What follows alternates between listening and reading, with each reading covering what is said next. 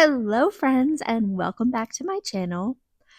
This video is a Miniverse video, but I also thought that I would share that it is Endometriosis Awareness Month.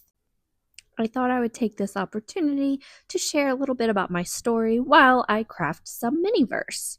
I will also be uploading the same Miniverse video without any talking, so if you would rather go to that video, that is perfectly fine. That one will just be a relaxing Miniverse video. But for this one, I wanted to share my endometriosis story in hopes that it might help you or someone that you know who also has endometriosis feel less alone. So let's dive into it and craft some Miniverse together as well. So I did just want to start by giving a definition of what is endometriosis, because you might be watching this and maybe you have heard of it before but aren't really sure, or maybe you have not heard of it before. So very briefly, I will just go over a little bit. So endometriosis is a disease that is characterized by lesions throughout the body that create an inflammatory environment. So this inflammatory environment can create adhesions and scar tissue. Over time, these lesions become denser, develop into fibrotic tissue and nodules, and change in color. Diagnosis is difficult. There is no cure, and the most definitive way to diagnose is through surgery, where a biopsy is taken. Also to note, having a hysterectomy does not cure endometriosis. However, it can resolve adenomyosis, which is a different disease, however frequently found in those who also have endometriosis, including myself. Now, that is just a very brief overview of what it is. I could go on, but this video would end up being way too long. So if you are looking for other information, please reach out and I can share some Instagram accounts that provide great, true, reliable information on this disease. So getting to my personal story, I had not even heard of the word endometriosis until I was 32 years old. I am currently 40 years old, just for reference. So a little bit about my history and my symptoms. Also, like, if you don't want to listen to details of pain and body parts and all of that stuff, I suggest you maybe skip this part. I don't go into graphic details, but I do go into some details. So since my early 20s, I had symptoms that included pelvic pain during ovulation, like usually 5 or 6 days of the middle of that month, severe pelvic pain starting a week prior to the start of my period. I also would have stabbing, very sharp pain that was deep aching pain, and it felt like someone was like literally ripping my muscles apart on the inside of my pelvis. Like, it would feel like somebody was just tearing. I also had rectal pain, which was terrible, and it felt like someone was literally stabbing me with a knife. I also had very similar stabbing pain on my left side of my abdomen that would literally stop me in my tracks, and I would have to hold my breath, like waiting for it to pass. It hurt so bad. I also would have severe pain with bowel movements. Sometimes I had blood in my stool. And I also had very bad cramping pain when urinating. I also would get severe like acid reflux pain, type of pain about a week prior to my period starting.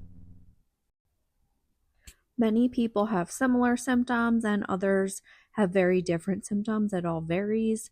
There has been endometriosis found literally on every area of the body, so your symptoms could be different than mine.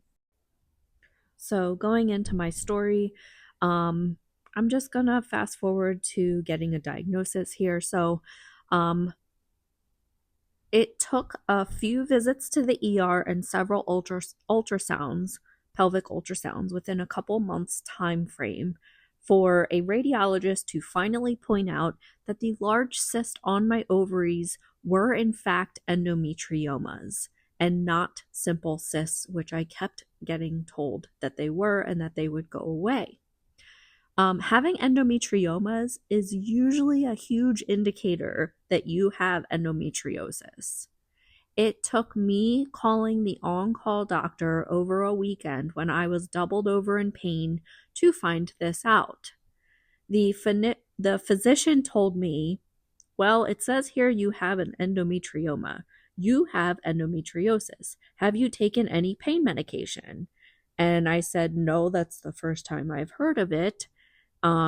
He told me to take pain medication and he said, we don't remove those anymore. In fact, I just did a C-section on a woman and she had one and we just shoved that thing right back in there. Yes, this is what a physician told me over the phone. So later on, I scheduled an appointment at the same practice with a different physician whom I was told from someone else that they were a endometriosis specialist. After seeing her, she scheduled me for surgery, thinking that she was going to go in and remove an endometrioma and maybe clean up a little endometriosis. She told me that she thought the surgery would take about 45 minutes and that it would be a fairly simple procedure. Well, I ended up being in surgery for over 3 hours. It turned out I had endometriosis pretty much everywhere. It was all over my uterus, my ovaries, my cervix, my sigmoid colon. My fallopian tube had collapsed from it being covered in disease, and she actually tried to reconstruct it. And my appendix was enlarged and covered in endometriosis, and my intestines had endometriosis on it. Now, at this same time, we had been trying to conceive for a few years. And after my surgery, she said, after recovery, after I see you for your follow up, you should start trying again because it should happen fairly quickly after getting everything cleaned out. That's what I was told. So a few months went by, we did not conceive, and my pain had started to return. I had felt good from the surgery for maybe about 2 months before I started having pain again. So at this time, we did start seeing a fertility specialist, and it was discovered then that my fallopian tube that she had reconstructed had indeed collapsed again.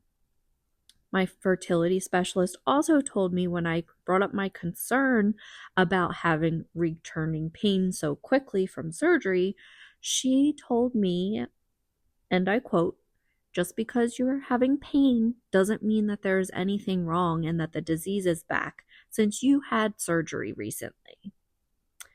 So I went back to the surgeon who did my surgery and was told there was no way it could have come back that quickly, but she did want to go in and remove my fallopian tube because not removing it would cause a higher risk of an ectopic pregnancy when doing fertility treatments. So now here I am, just 9 months after having my very first surgery. I am going in for another surgery. And when I woke up from this one, I was told that I was right and that it looked like endometriosis had, quote, exploded everywhere inside of me.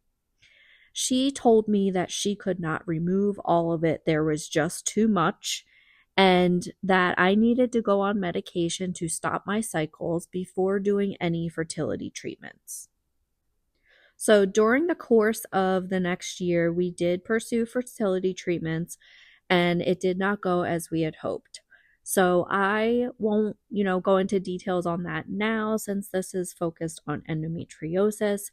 But I may, share more about that later.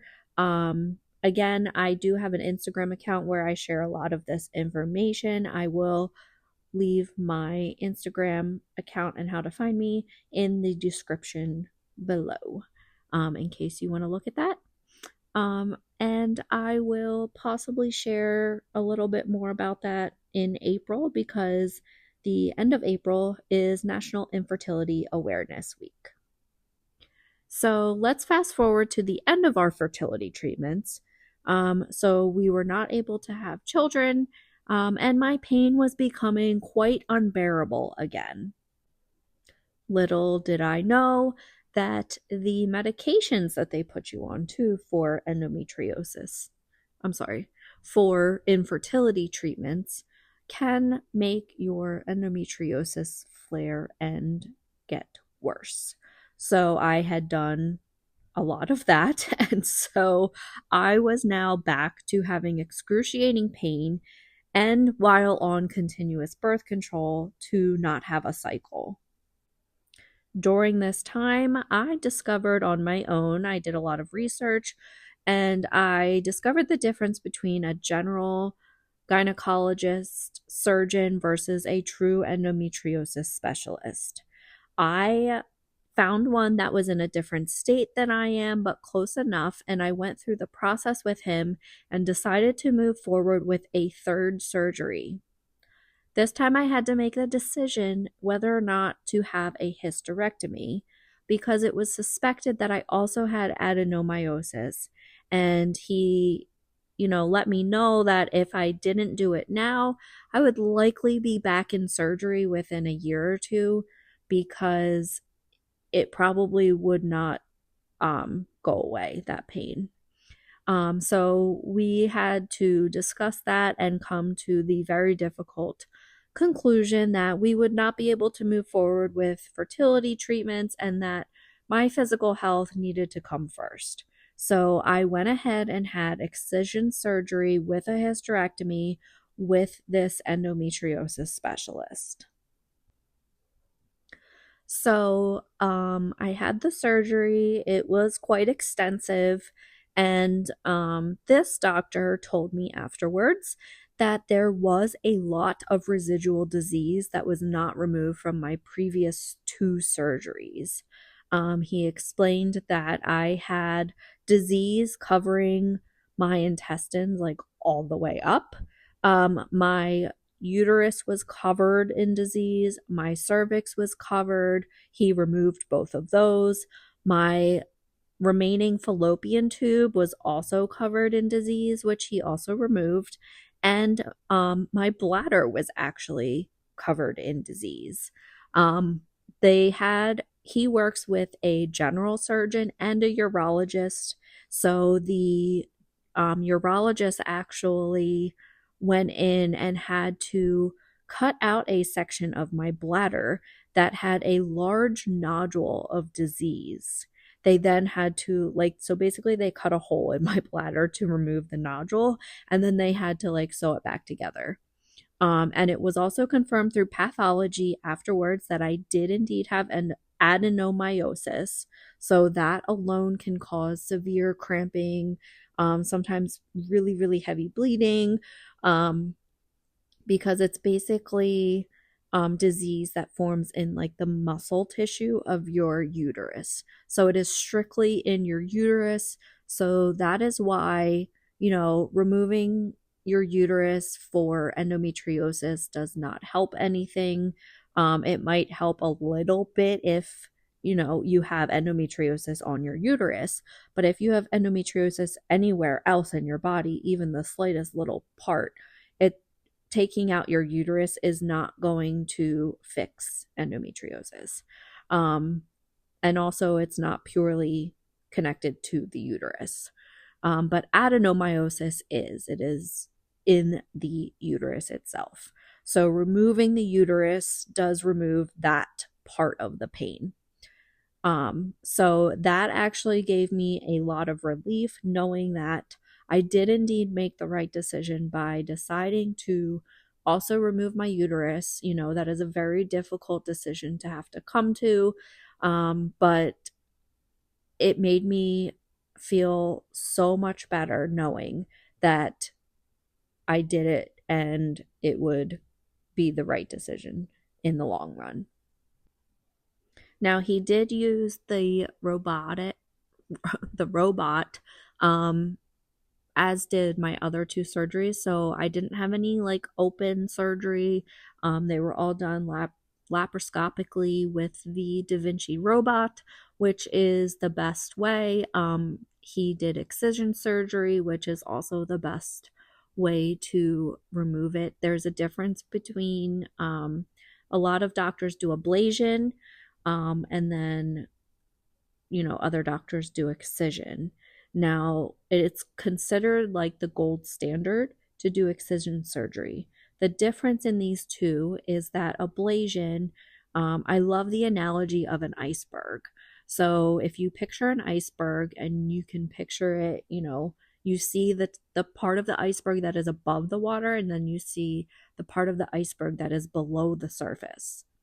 And ablation goes in and just shaves off or really burns off. But like if you're thinking of an iceberg, like just imagine like cutting it off at the surface of the water. But underneath the water, you still have an iceberg. And so you still have that endometriosis beneath the surface. So what happens is you might get temporary relief from that little bit being gone, but the disease is still very much underneath the surface. Now, excision surgery is where they go in and they actually like get to like the root of the lesion. So this would be like going in and scooping out the entire iceberg from underneath the surface. So they're going in and they're cutting out around it so that they get all of the disease from that lesion. So my hysterectomy and excision surgery was 5 years ago. At this time, I don't have anything near the same pain that I used to experience almost every day. And I am so beyond thankful for that. There is no cure for endometriosis, so I do still have symptoms. They are just much less frequent and much less severe than they ever were. I know that a lot of people do not have access to doctors like this.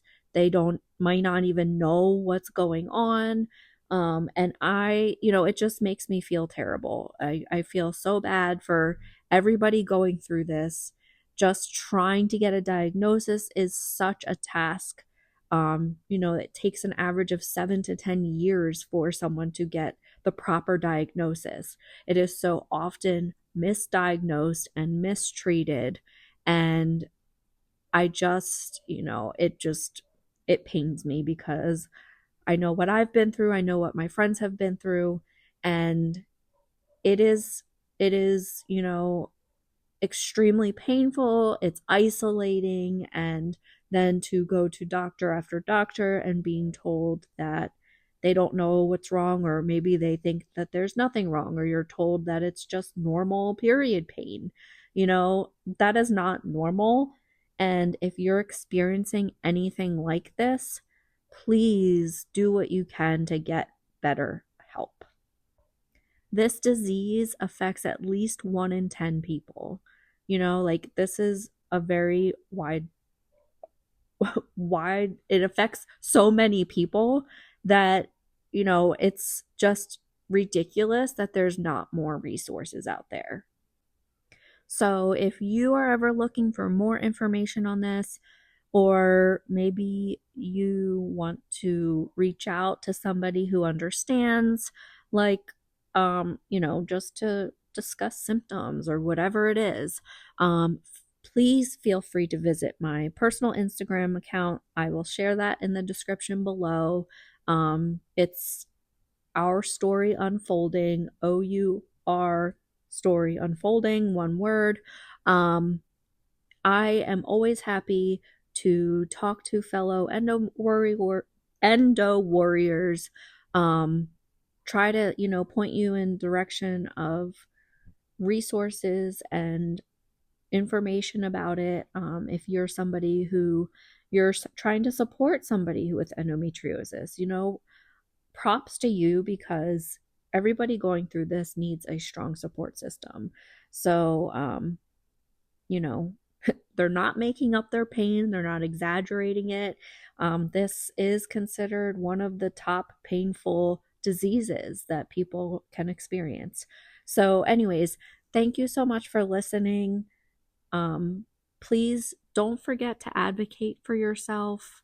Um, I know it's hard, I know it's difficult to keep going sometimes, but go get all of those second, third, fourth opinions if you need to. It's worth it. You're worth it. Thank you so much for watching my video. I hope you all have a wonderful day and stay strong to all my Endo Warriors. And thank you to everyone supporting an Endo Warrior.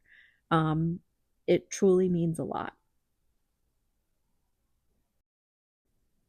One other quick thing before I go, I did record a podcast a while back sharing my story. I will also link that in the description below. Again, I hope you all have a wonderful day, and thank you so much for listening. Till next time.